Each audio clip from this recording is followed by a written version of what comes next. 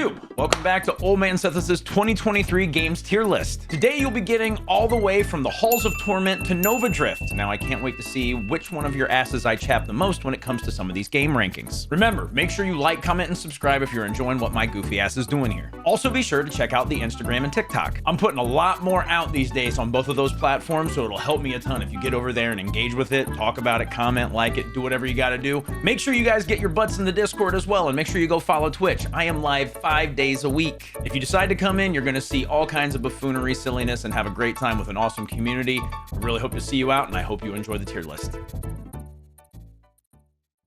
Halls of Torment, another one of the Vampire Survivor likes that came out. This is probably gonna chafe some people. I hate these games. They are doing nothing original. This one has a nice veneer of like, oh, look at the equipment I can get, and oh, it has like a Diablo aesthetic, and oh man, it's just so good. It's Vampire Survivors with different shit going on. All of these games are Vampire Survivors with different shit going on. I love Vampire Survivors when it first came out. I thought it was a great time. I sincerely enjoyed, you know, it like being somewhat of a breath of fresh air when a lot of games were trying too hard. Then everybody and their brother decided to come out with a game like it. And Halls of Torment was one of those games. I played it for an hour and I was like, I'm playing fucking Vampire Survivors again and I hate my life.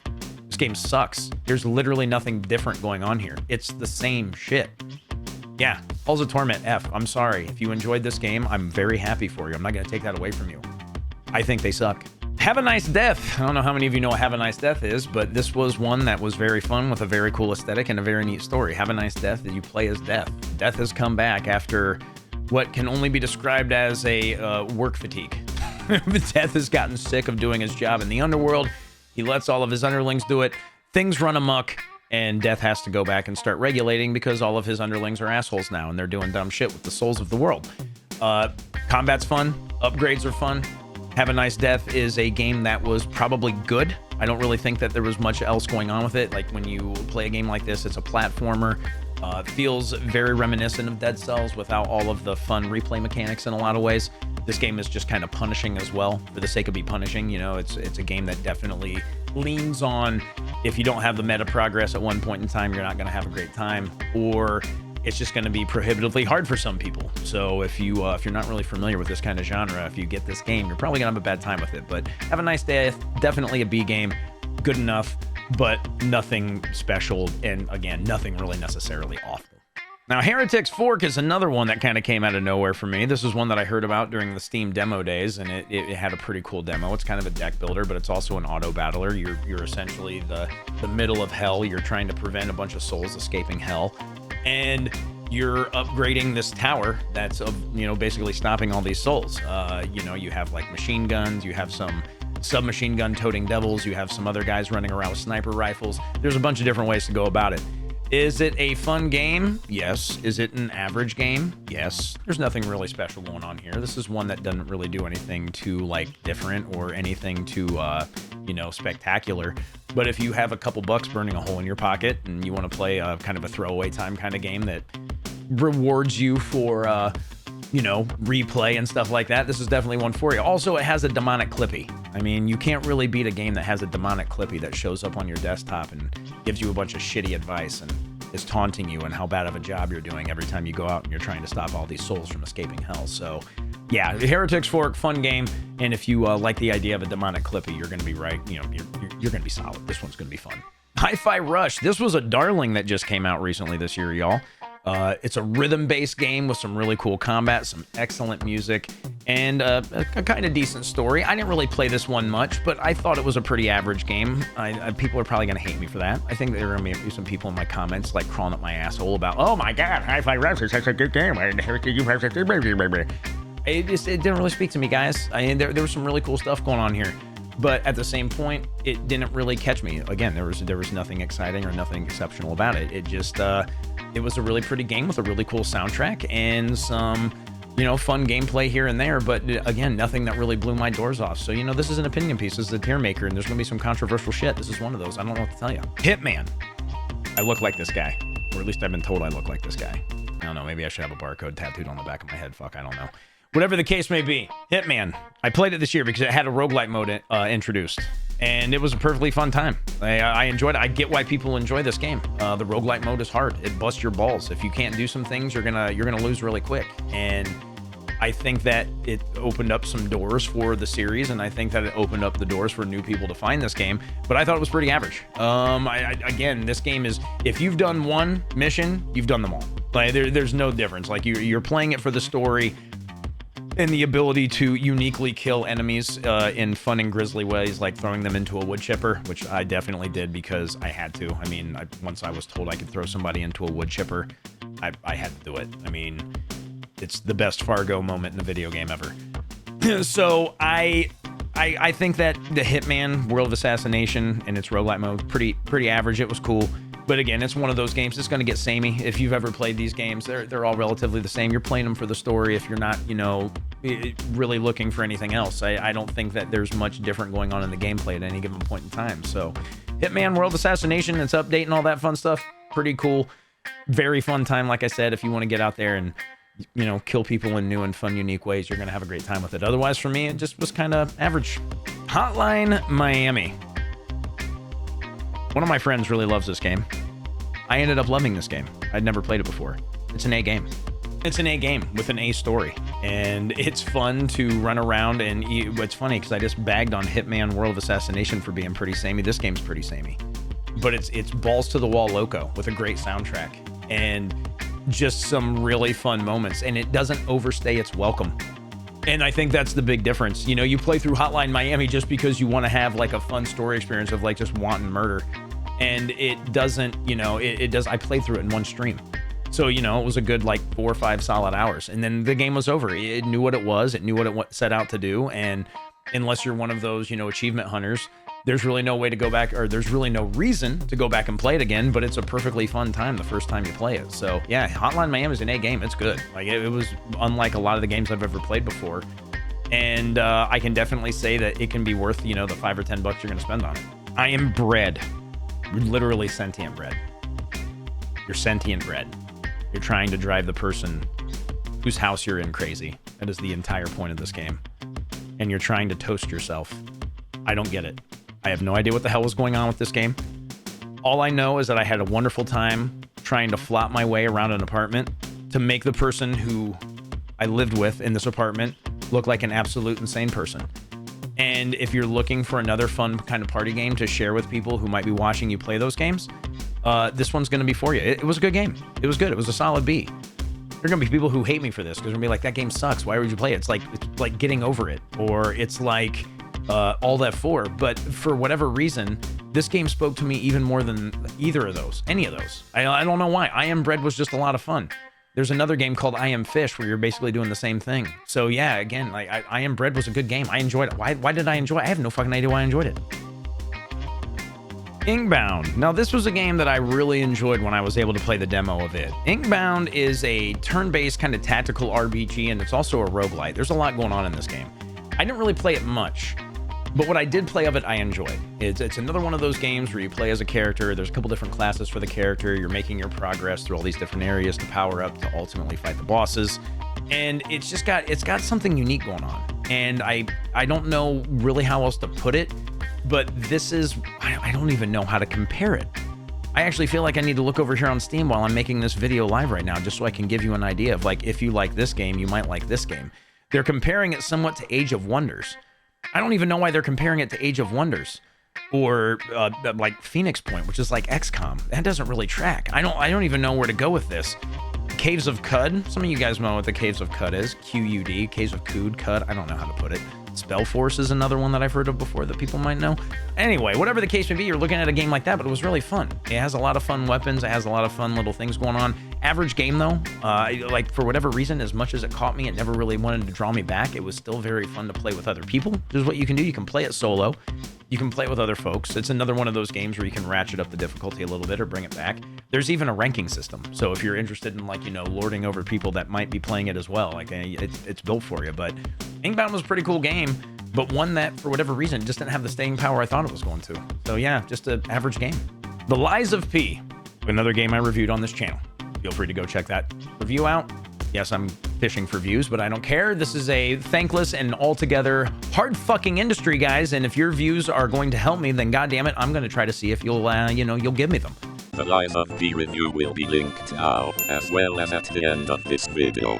Please feel free to watch the review as many times as you like. Hit the like button, leave a comment proclaiming the greatness of the review as well as the skillful editing, then tell your friends, relatives, and coworkers to go enjoy the video as well.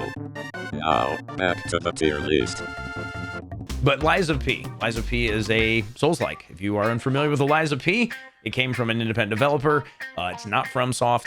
It is fun. It is very well done. Think that, basically, here's what I want you all to think. If you've ever played Sekiro, Bloodborne, or any of the Souls game, you're taking facets of each one of those and you're melding it into what this game is. Lies of P is a great time. Lies of P is easily an A game. I almost want to put it S.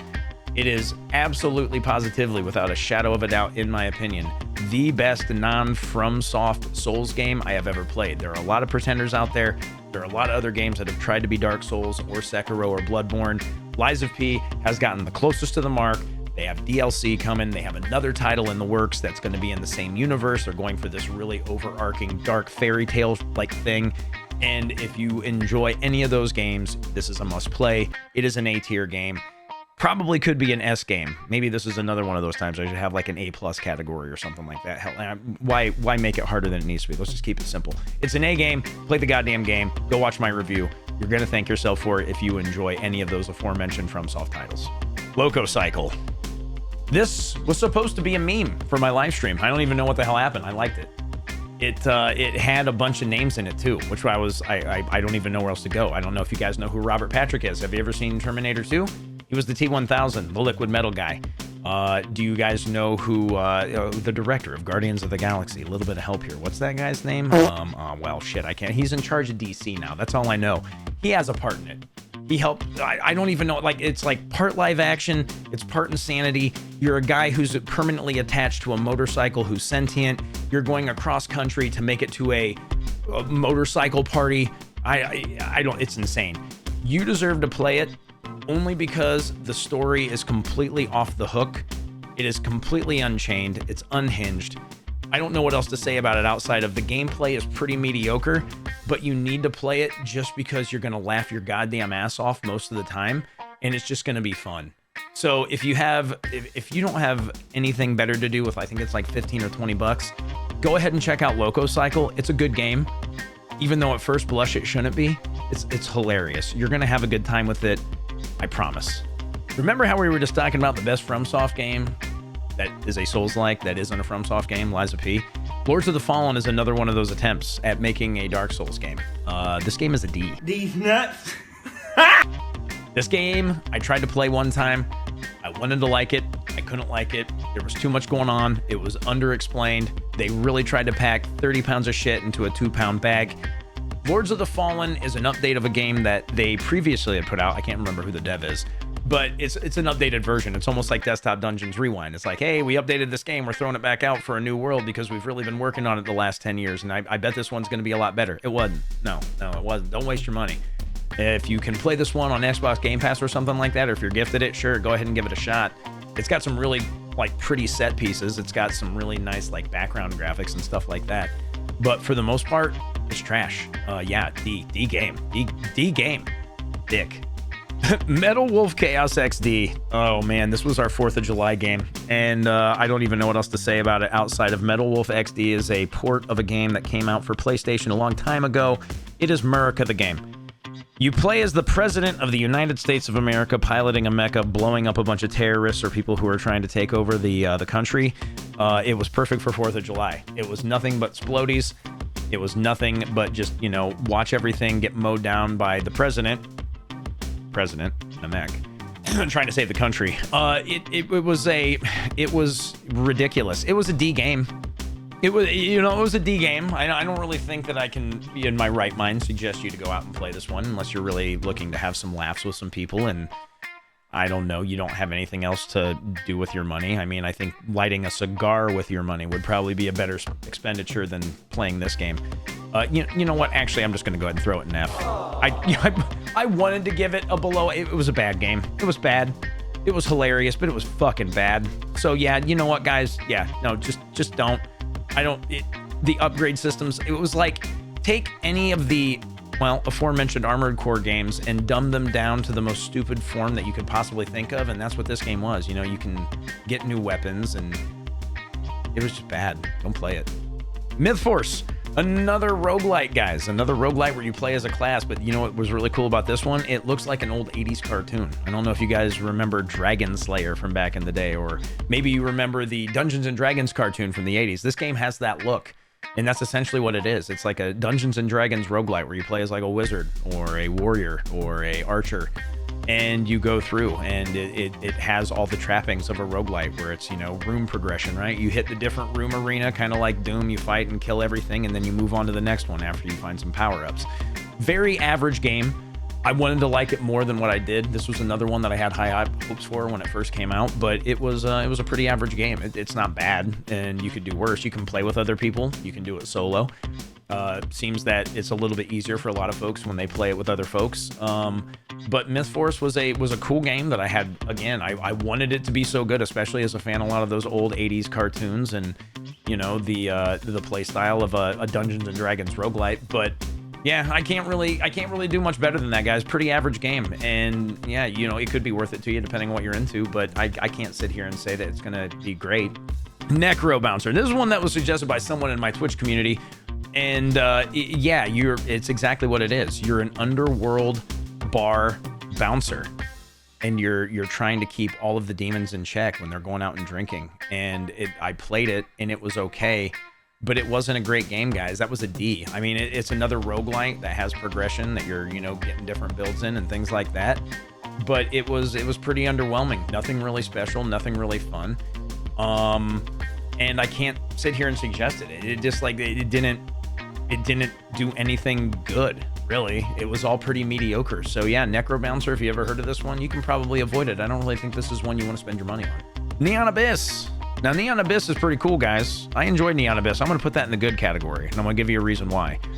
Neon Abyss is basically platforming Enter the Gungeon. That's the best I can do. It's like platforming Enter the Gungeon. It's almost got the same thing. It's almost like Binding of Isaac to a degree. It's a little bit better than Have a Nice Death, even though Have a Nice Death was also a good game. It's kind of like the same premise with the different like areas you're in that are platforming, and, you know, twin stick shooty for this, as opposed to Have a Nice Death, which is more like action brawler like Dead Cells. But Neon Abyss is another one of those cool games where you have a bunch of item synergies. You're running through. Each one of the levels opens up possibly something new. It has a cast of characters that you can get into that gives it some form of replayability. But again, it doesn't really do anything exceptional, but it is well done, and it's fun to play. I enjoyed it for a few streams. Definitely had a good time with it. And if this is one you have access to, or you're interested in another Binding of Isaac, Enter the Gungeon, stuff like that, Neon Abyss is one that you can probably check out and have a pretty damn fun time with. Nova Drift. Asteroids. Long story short, this is Asteroids, chat. I don't know, chat. What do I call you, chat? I'm on YouTube right now. I'm autopiloting again. What the fuck is wrong with me? Nova Drift is Asteroids updated into a roguelite with a bunch of different upgrades for your ship. And it's essentially the same thing. Just keep going and going and going, accruing as high of a score as you can with a bunch of different upgrades on your ship. Average game. Cool, fun. I enjoyed it for a couple streams. You know, the upgrades were really neat, and I had no reason to go back and play it later on because it didn't grab me the way that I was hoping it would grab me. It being Asteroids, but updated into a roguelite with some nice new graphics. It's a perfectly fine game. It's a perfectly average game, and there's really not much else to say about it, guys. If you enjoy Asteroids, or if you've ever wanted to have an updated Asteroids experience, here you go. Thank you once again for watching the Old Man's FS 2023 streamed games tier list. Come back next week for part 4 featuring games such as Own Up, Remnant 2, Starfield, and more. We would also like to thank our Patreon supporters. Now go watch the live of P review. You know you want to.